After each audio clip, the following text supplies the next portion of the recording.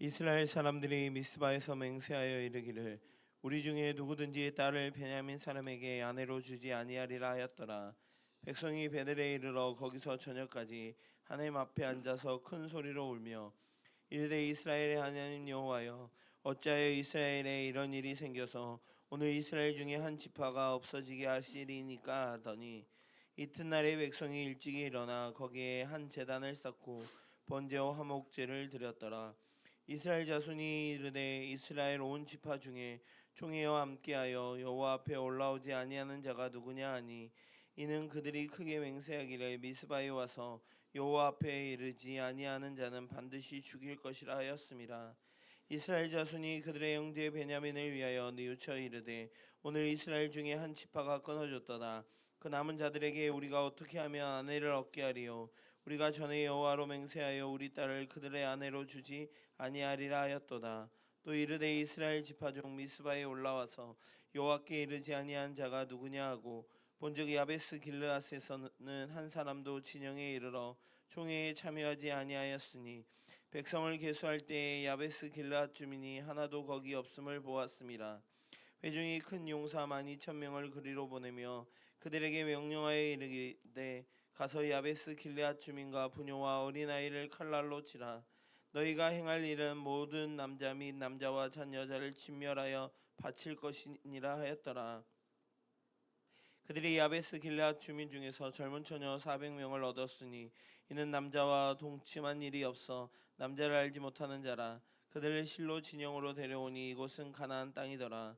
온 회중이 림몬 바위에 있는 베냐민 자손에게 사람을 보내어 평화를 공포하게 하였더니, 그때 베냐민이 돌아온지라. 이에 이스라엘 사람이 야베스 길앗 여자들 중에서 살려둔 여자들을 그들에게 주었으나 아직도 부족하므로 백성들이 베냐민을 위하여 뉘우쳤으니, 이는 여호와께서 이스라엘 지파들 중에 한 지파가 빠지게 하셨음이더라. 회중의 장로들이 이르되 베냐민의 여인이 다 멸절되었으니 이제 그 남은 자들에게 어떻게 하여 아내를 얻게 할까 하고, 또 이르되 베냐민 중 도망하여 살아남은 자에게 마땅히 기업이 있어야 하리니, 그리하면 이스라엘 중에 한 지파가 사라짐이 없으리라. 그러나 우리가 우리의 딸을 그들의 아내로 주지 못하리니, 이는 이스라엘 자손이 맹세하여 이르기를 딸을 베냐민에게 아내로 주는 자는 저주를 받으리라 하였음이로다 하니라. 또 이르되 보라, 베델 북쪽 느보나 남쪽 베델에서 세겜으로 올라가는 큰 길 동쪽 실로에 매년 여호와의 명절이 있도다 하고, 베냐민 자손에게 명령하여 이르되 가서 포도원에 숨어 보다가 실로의 여자들이 춤을 추러 나오거든 너희는 포도원에 나와서 실로의 딸 중에서 각각 하나를 붙들어 가지고 자기의 아내로 삼아 베냐민 땅으로 돌아가라. 만일 그의 아버지나 형제가 와서 우리에게 시비하면 우리가 그에게 말하기를 청하건대 너희는 우리에게 은혜를 베풀어 그들을 우리에게 줄지니라. 이는 우리가 전쟁할 때에 각 사람을 위하여 그의 아내를 얻어주지 못하였고 너희가 자의로 그들에게 준 것이 아니니 너희에게 죄가 없을 것임이라 하겠다 하며, 베냐민 자손이 그같이 행하여 춤추는 여자들 중에서 자기들의 숫자대로 붙들어 아내로 삼아 자기 기업에 돌아가서 성읍들을 건축하고 거기에 거주하였더라. 그때 이스라엘 자손이 그곳에서 각기 자기의 지파 자기의 가족들에게 돌아갔으니 곧 각기 그곳에서 나와서 자기의 기업으로 돌아갔더라. 그때 이스라엘의 왕이 없으므로 사람이 각기 자기의 소견에 옳은 대로 행하였더라. 이상은 하나님의 말씀입니다. 아멘. 할렐루야. 오늘 새벽에 말씀 앞에 서신 귀한 사랑하는 성도님들을 주님의 이름으로 축복합니다. 오늘 드디어 이제 사사기 마지막 본문 21장을 함께 읽었습니다. 사사기 전체적으로 이 반복되는 죄의 역사를 우리는 기억합니다. 이스라엘 백성들은 늘 하나님을 떠나고 죄를 졌습니다. 그 행실로 말미암아 하나님의 징계를 받게 되고 이방의 민족들의 침입으로 말미암아 아니면 이런 강제적인 지배로 말미암아 큰 고통을 당합니다. 그러면 어쩔 수 없이 여호와께 부르짖었죠. 그러면 하나님은 어떻게 못 이기시는 척 그들을 용서하고 구원하십니다. 이것으로 끝났으면 참 좋겠는데, 그런데 이스라엘은 다시 또 죄를 짓습니다. 오늘날 우리 신앙의 모습과 어떻게 보면 흡사하지 않습니까? 우리가 성경에 나와 있는 대로 도적질하지 않지만, 우리가 살다 보면 말은 하지 않지만 우리의 이익을 위해서 언제나 뜻을 굽히고 이렇게 바꾸는 어떻게 보면 남의 것을 탐하는 삶이 우리 안에 있잖아요. 살인하지 말라 해서 우리가 사람을 죽인 적은 없지만 우리는 입으로 또는 마음으로 수많은 사람들을 죽일 때도 있습니다. 아유, 저희 운전하다가 훅 깜빡이도 안 뜨고 들어오면 이 죽일 놈 살릴 놈 하면서 우리의 마음속을 막 들끓게 합니다. 여러분, 그래서 사사기 전체의 주제를 이 관통하는 핵심적인 문맥이 하나 있는데 그것은 무엇이냐 하면 인간 스스로의 어떤 마음이나 어떤 행위로도 구원을 얻을 수 없다는 걸 확인해 주는 겁니다. 그러니까 이스라엘이 잘해서 하나님이 구원하신 것 아니라는 거예요. 그래서 우리가 아무리 교회에서 뭐 발버둥을 치고 신앙생활을 한다고 해서 우리의 행위로 하나님이 구원하시는 게 아니에요. 오늘 새벽 내에 나왔으니 내가 널 구원해 줄게, 천국 가게 해줄게. 하나님은 그러신 분이 아니라는 겁니다.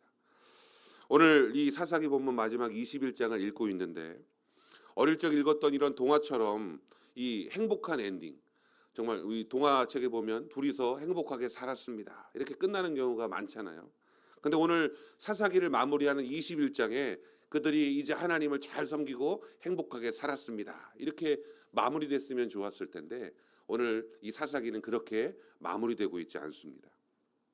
이스라엘의 그 사사기의 시대에 외부에서 오는 그런 적들의 문제만이 아니었어요. 이스라엘은 사실 그 내부 이스라엘 공동체 안에서 정말 끔찍한 죄로 말미암아 이렇게 하나님의 뜻에 합당하지 않은 삶을 살아가고 있었다는 겁니다. 그래서일까 하나님께서는 이제 이 이스라엘 백성들이 스스로가 구원받을 수 있는 어떤 기회조차 이제 이 사사기 안에서는 더 이상 주지 않으셨습니다. 그러니까 영적인 지도자, 이제 사사, 뭐 이런 구원받을 수 있는 상황이 더 이상 이스라엘에는 나오지 않게 되는 겁니다. 그런데 더 감사한 건 오히려 이제 이 사사기를 끝맺음으로 하여 이제 하나님은 더 크고 놀라운 구원의 능력을 가지신 바로 예수 그리스도를 이 땅에 본격적으로 보내실 준비를 하는 겁니다. 이제 누가 나와요? 사울 나오고 이제 다윗이 나오고 이제 다윗의 후손으로 오시는 메시아가 이제 등장하게 되는 겁니다. 사사기 21장, 이제 이 21장에 보면 왜 이렇게 개인의 죄를 넘어 이 공동체 전체를 무너뜨리는 이 장면들을 이 마지막 장에 기록해 놓고 우리에게 보여주고 계시는 걸까요? 그만큼 여러분, 하나님의 백성으로 살아간다는 것, 또 우리가 신앙생활을 한다는 것에 있어서 개인의 신앙도 중요하지만 공동체의 이 평화가 얼마나 중요한지를 다시금 우리에게 일깨워주고 있다는 겁니다. 제가 얼마 전에 이 수요예배 가운데 사사기 19장의 말씀을 함께 나눈 적이 있습니다. 레위인의 첩사건. 오늘 이 21장의 그 시작이 되는 사건이기도 하죠. 여러분, 일반 백성들의 삶이 얼마나 처참하고 타락했던지 말씀 따위는 안중에도 없고 자기 마음대로 살아갔었단 말입니다. 그들 안에 하나님이 안 계신 것 같이 보였어. 사실 근데 이스라엘 백성들이 사사기 시대 이스라엘 백성들이 야 하나님 없어, 우린 대놓고 이방을 섬기는 그런 신앙을 살진 않았어요. 그들에게는 성소가 있었고 그 안에서 여호와께 제사를 드렸습니다. 백성들이 실로에 모였어요. 여호와를 찾았고 제물을 가지고 와서 하나님 앞에 제사를 드렸단 말입니다. 신앙생활을 했어요. 근데 하지만 보십시오. 이 레위기 사사기 19장에 보면 이 제사장 지파로서 이 레위인은 어떤 삶을 살아야 된다 그랬어요. 각 땅으로 각 기업으로 흩어져서 백성들 사이에 섞여 살면서 자기 집도 이쁘게 잘 꾸며놓고 꽃들도 막 다 심어가지고 마을에서 살면서 야 정말로 하나님 섬기는 모습은 저런 거야. 마당을 쓴다 그랬잖아요. 1km 그죠? 여러분 아시잖아요. 레위인은 그런 모범적인 삶을 살아야 하는 사람이었어요. 그런데 성경은 뭐라고 말합니까? 이러한 레위인이 첩을 드립니다. 아내도 있는데 첩을 드려요. 그리고 이 첩 때문에 무슨 일이 벌어집니까? 베냐민 지파의 이 기브아의 불량한 사람들이 찾아와가지고 그 첩을 빼앗아 욕보이고 죽이게 됩니다. 그랬더니 레위인이요, 그들을 용서하고 이해하는 것이 아니라 분노를 참지 못하고 그 죽은 여인의 시체를 토막내서 각 지파에 다 보냅니다. 내가 이 분노를 참지 못하니까 너희가 함께 와서 저들을 쳐야 되겠다. 기브아 사람들을 결코 용서하지 말라라고 경고하는 모습을 봅니다. 여러분, 이게 신앙 공동체의 모습이겠습니까? 성경은 형제와 원수 맺는 것에 대해서 엄격하게 금하고 있습니다. 오늘 내가 하나님 앞에 제사를 드리러 막 올라가다가도 난 그 제사 원치 않아. 그 제사를 멈추고 혹 형제와 다툰 일이 있으면 제사 드리는 게 중요한 게 아니라 먼저 쫓아가서 그 형제와 화해한 이후에 너희가 와서 예배 드려야 하는 게 맞는 거야. 하나님은 제사보다 예배보다 더 중요한 게 뭐예요? 형제와의 화목이죠. 평화라고 하는 겁니다. 어떤 사람이 자신의 오른편을 딱 때리면 어떻게 해요? 왼뼘도 돌려대라. 여러분, 이게 뭡니까? 형제 사랑이죠.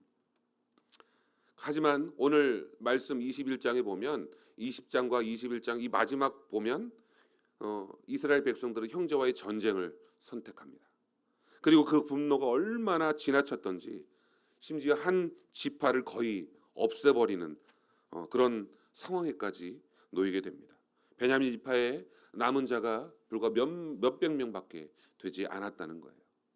여러분, 생각해 보십시오. 하나님께서 그렇게 힘들게 오랜 시간에 걸쳐 애굽에서 종살이하던 이스라엘 백성들을 이끌어내셨습니다. 그리고 약속하셨어요.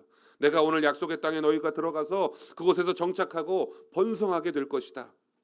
그리고 그 말씀은 이스라엘 백성 모두에게 각자의 기업대로 하나님의 축복으로 존재해야 합니다. 그러니까 하나님이 축복하신 이 지파들이 각자의 기업에서 잘 살면 되는 거예요. 근데 그 기업 중 하나가 사라지게 될 위기에 처하게 됐다는 겁니다. 다시 말하면 하나님의 축복이, 하나님의 약속이, 하나님의 계획이 이 인간의 이기심과 분노 그리고 이 불순종으로 말미암아 깨어지게 된 상황을 보게 되는 겁니다. 여러분, 우리의 신앙생활이라고 말하지만 우리의 실수와 우리의 잘못, 우리의 욕심과 우리의 이기심이 때로는 하나님의 계획을 막아설 수 있다는 걸 여러분 기억하셔야 합니다. 이스라엘의 12지파는 야곱의 12아들로부터 시작됩니다. 근데 이제 이렇게 지파를 나누다 보니까 레위 지파, 이 제사장 지파를 12 숫자에서 빼내요. 그리고 요셉도 빠집니다. 그러면 모자르잖아요, 둘이. 그러면 누가 돼요? 요셉의 아들 두 아들이 이 에브라임과 므낫세가 지파를 이루어서 12이라는 숫자를 딱 맞춰놨단 말입니다. 근데 오늘 한 지파, 이 베냐민 지파가 이제 더 이상 결혼할 수 없어서 이제 자손을 남길 수 없게 되어서 사라지게 된다면 하나님의 약속에 성취되었다. 하나님이 그들에게 가나안 땅을 주어서 그들이 행복하게 살 수 있도록 하신 그 약속이 성취되었다라고 말할 수 있겠냐는 겁니다. 여러분, 우리는 하나님의 역사를 이루는 도구가 되어야 하지 그것을 방해하는 걸림돌이 되어서는 안 될 줄 믿습니다. 오늘 본문 3절에 보면 이스라엘 백성이 베델에 올라가서 하나님 앞에 크게 울부짖으며 말합니다. 이르되 이스라엘의 하나님 여호와여, 어찌하여 이스라엘에 이런 일이 생겨서 오늘 이스라엘 중에 한 지파가 없어지게 하시나이까 하더니, 이스라엘 백성들이 뒤늦게 이 사실을 깨달은 겁니다. 베냐민의 죄를 심판하는 것과 여러분 베냐민 지파라고 하는 이 자체를 없애는 것은 전혀 다른 문제잖아요. 그들이 안 거예요. 이 지파가 없어진다는 건 하나님의 약속, 하나님의 어떤 언약이 깨어지는 것과 마찬가지니까요. 여러분, 분노와 갈등, 분노는요 갈등을 낳고요. 이 갈등이 다툼이 되어서 어떻게 보면 공동체를 깨뜨릴 수 있다는 겁니다. 이 교회라고 하는 여러분 이 공동체는 얼마나 사랑이 넘치는 공동체입니까? 근데 이 교회 공동체, 이 아름다운 교회 공동체도 분노나 갈등이나 이런 다툼으로 말미암아 깨어져 버릴 수도 있다는 겁니다. 죄는 반드시 여러분 다루어져야 하고 악은 방치해서는 안 되는 것이지만 성경적인 공동체는 죄인을 영원히 버려버리는, 내버려두는 공동체는 아니라는 것. 성경은 죄는 미워하되 사람은 미워하지 말라라고 말씀하고 있다는 겁니다. 여러분, 만약 우리의 하나님께서, 우리가 예배하고 우리가 섬기는 우리의 하나님께서 공의의 하나님만이셨다면, 그죠? 하나님은 동전의 두 면과 같이 한쪽은 공의의 하나님이시지만 다른 한쪽은 사랑의 하나님이시잖아요. 근데 하나님이 공의의 하나님이시기만 하다면 여러분 지금 이 순간 이 자리에 우리가 존재할 수 있겠습니까? 죄를 지어요. 우리가 죄 안 짓고 살 수는 없으니까 죄를 짓습니다. 그러면 바로 병 걸려서 죽어요. 하나님, 너 죄 졌으니까 죽어야지. 죄 졌더니 갑자기 길을 가다가 마른 하늘에 날벼락이 딱 져서 죽을 수도 있잖아요. 왜요? 성경에서 막 땅이 막 쩍쩍 갈라져서 막 그 안에 막 들어가는데, 죄를 짓고 나면 길을 가다가 떨어지는 돌에 맞아 죽기도 하고, 뭐 음식을 잘못 먹어 죽기도 하고, 굶주려 죽기도 하고, 죽고 여러분 이렇게 살 수 있겠습니까?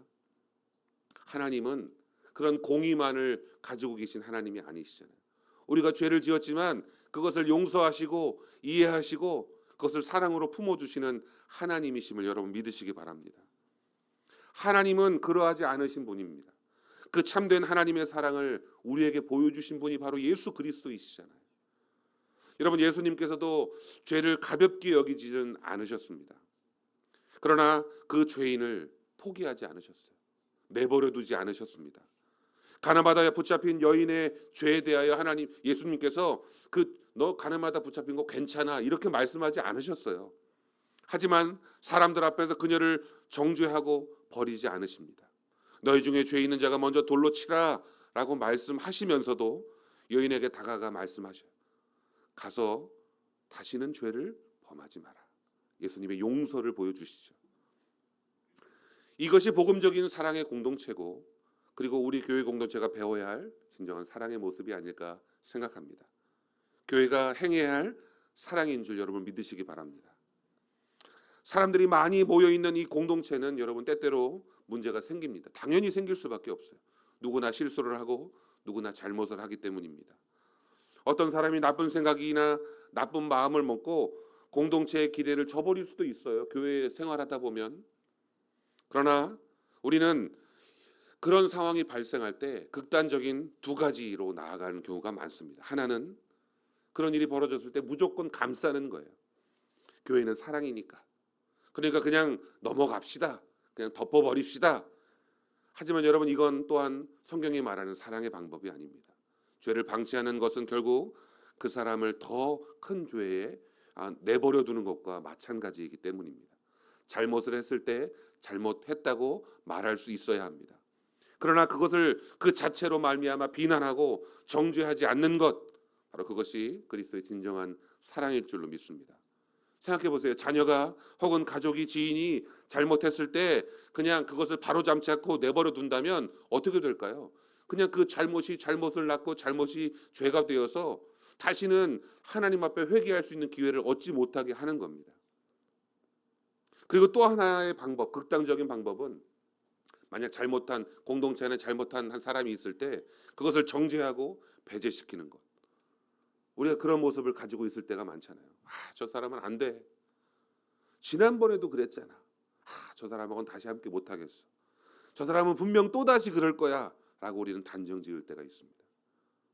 이건 역시 성경이 말하는 복음적인 사랑의 모습이 아닙니다. 어떻게 보면 공동체의 사랑은 그 중간 어디쯤 될 것 같아요. 정확히 여기다라고 말할 수는 없습니다. 잘못을 바로잡되 그 잘못한 사람을 포기하지 않는 것. 예수 그리스도께서 저와 여러분을 포기하지 않으셨듯이 우리 공동체도 그러해야 될 줄로 믿습니다. 교회는 서로 다른 사람들이 모여 있어요. 성격도 다르고 지금까지 살아온 배경도 다르고 생각도 다르고, 그리고 지금까지 어떤 사람은 교회 생활, 신앙생활 30년, 40년 하고 어떤 사람은 이제 갓 1년, 2년 되고 신앙의 성숙도가 다 다르잖아요. 어떤 사람은 상대의 사사로운 이 잘못을 너그럽게 이해해주는 그런 인성도 있지만 어떤 사람은 사사로운 감정이나 때로는 이런 말 끝에서 나오는 실수도 용납하지 못하고 화를 내는 경우도 있어요. 성격 차이죠. 여러분, 교회는요 갈등이 없는 공동체가 아닙니다. 갈등이 생겼을 때 그것을 사랑으로 덮고 회복할 수 있는 공동체, 그것이 진정한 신앙 공동체라고 저는 생각합니다. 오늘 이 사사기에 있는 이스라엘 백성들이 그러한 모습을 가졌더라면 어땠을까라고 한번 다시금 생각해 봅니다. 그래서 오늘 저와 여러분들이 이 사사기의 마지막 이 본문을 보면서 내가 신앙 공동체 안에서 어떻게 사랑을 드러낼까, 어떻게 하나님을 기쁘시게 할까를 깊이 고민하는 성도들 되시기를 간절히 바랍니다. 여러분, 하나님께서 진짜 우리를 대하시는 방법을 한번 떠올려 보세요. 우리가 하나님께 대하여 완전했기 때문에 하나님의 사랑을 받는 게 아니잖아요. 우리가 의로웠기 때문에, 그래서 우리가 신실했기 때문에 하나님이 우리를 사랑하시는 것도 아닙니다. 하나님은 우리가 여전히 부족한 죄인이었을 때에도 사랑하시는 하나님이시죠. 하나님께서 아담이 범죄하였을 때 아담에게 야, 저 녀석은 안 돼, 이렇게 말씀하지 않으셨다는 겁니다.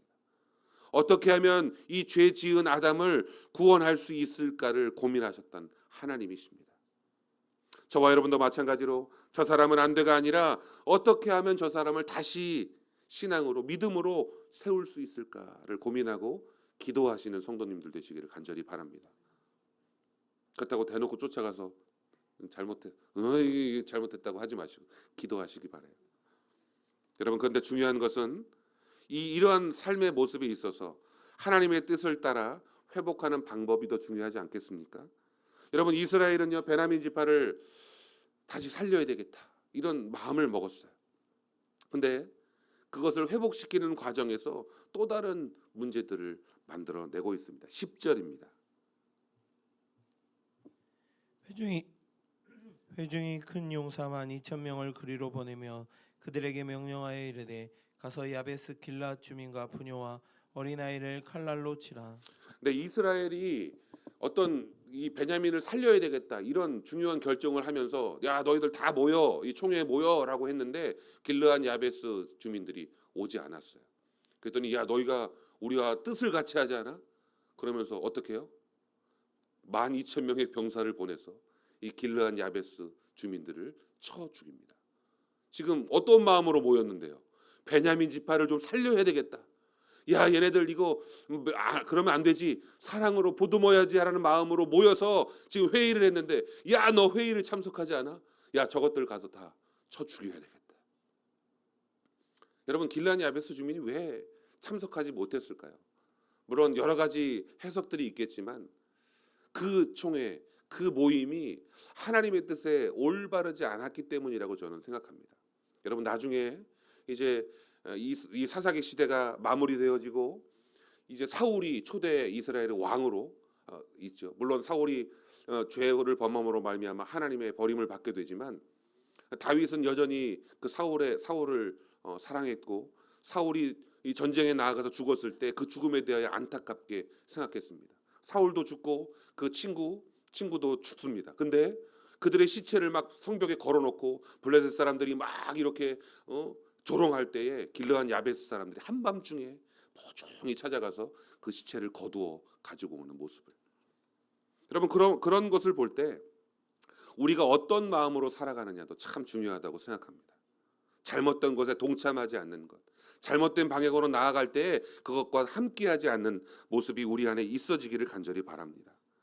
여러분, 그래서요, 이 길르앗 야베스 족속들을 다 죽였습니다. 부녀, 심지어는 아이들까지 다 죽입니다. 그리고 남자를 알지 못하는 처녀 일부를 살려요. 그리고 나서 어떻게 합니까? 강제로 베냐민 지파의 아내로 주게 됩니다.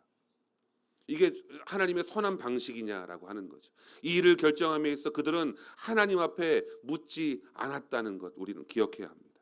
21절입니다. 21절을 읽어보겠습니다. 보다가 실로의 여자들이 춤을 추러 나오거든 너희는 포도원에서 나와서 실로의 딸 중에서 각각 하나를 붙들어 가지고 자기 아내로 삼아 베냐민 땅으로 돌아가라. 베냐민 지파에 남은 남자들 한 600여 명 정도가 되는데 그들에게 이렇게 줄 아내의 숫자가 모자란 겁니다. 그 길르앗 야베스의 여인들을 취하였음에도 불구하고 모자라요. 그랬더니 또 다른 방법을 취합니다. 이 실로에 포도가 얼마나 풍성한 그런 과수원들이 많았던지 그곳에서 추수가 될 때마다 그 기쁨, 여러분, 포도는 기쁨이잖아요. 그래서 여인들이 이 추수 시기가 되면 나와서 막 기뻐서 막 춤을 추는 그런 어떤 전통이 있었던 것 같습니다.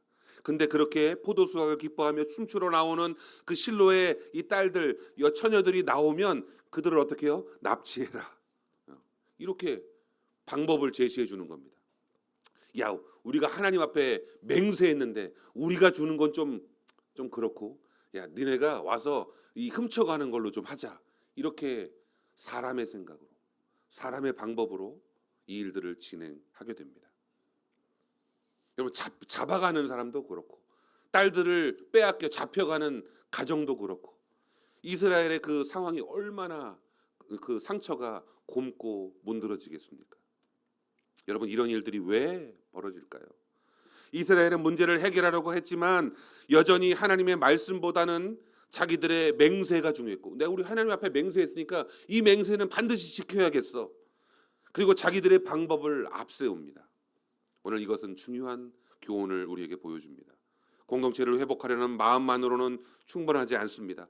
회복의 방법 역시 하나님의 뜻 안에 맞아야 한다는 거죠. 베냐민 지파가 없어지면 안 된다는 목적을 이루기 위해서 또 다른 사람들에게 다시 피해를 주는 일들, 여러분, 이게 신앙 공동체 안에서 이루어지고 있다니까요. 그리고 우리의 공동체 안에서도 그런 일이 이루어질 수도 있다는 사실입니다.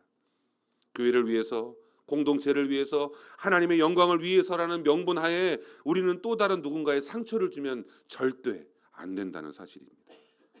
오늘 여러분, 이 사사기를 마무리하는 21장 25절 마지막 절에 성경은 이렇게 기록하고 있습니다. 25절입니다. 그때 이스라엘에 왕이 없으므로 사람이 각기 자기의 소견에 옳은 대로 행하였더라. 오늘 이 말씀은 사사기 전체 1장부터 25장, 21장까지 여러 번 등장하는 내용입니다. 여러분, 무엇을 말하는 겁니까? 지금 우리에게 필요한 것은 이스라엘에 왕이 없습니다라고 말하는 이들을 보면서 지금 우리에게 필요한 것은 진정한 왕이신 하나님을 인정하는 그런 신앙인 줄 믿으시기 바랍니다. 여러분, 우리 인생의 문제, 삶의 문제에 대한 완벽한 해답은 우리의 참된 왕이신 예수 그리스도에게 있음을 여러분 믿으시기를 바랍니다. 공동체를 위해서 자신을 내어주시기까지 참으신 예수 그리스도 앞에 우리의 자신을 내려놓기를 간절히 바랍니다. 여러분, 자꾸만 내 권리와 주장만을 하는 그런 사랑이 아니라 내가 희생하고 내가 참고 내가 상대를 살리려고 하는 이 어떤 말씀에서 나오는 착한 행실이 오늘 이 새벽에 저와 여러분에게 있어지기를 간절히 바랍니다. 죄는 미워하되 사람은 미워하지 않으시길 바랍니다. 상처 입은 사람을 온 마음으로 품는 사랑을 보여주시기를 바랍니다. 내 생각과 방법이 아닌 성령보다 말씀보다 앞서지 않는 그런 신앙의 기준을 가지고 살아가기로 결단하는 우리 귀한 사랑하는 모든 성도님들 되시기를 간절히 축원합니다. 기도하겠습니다.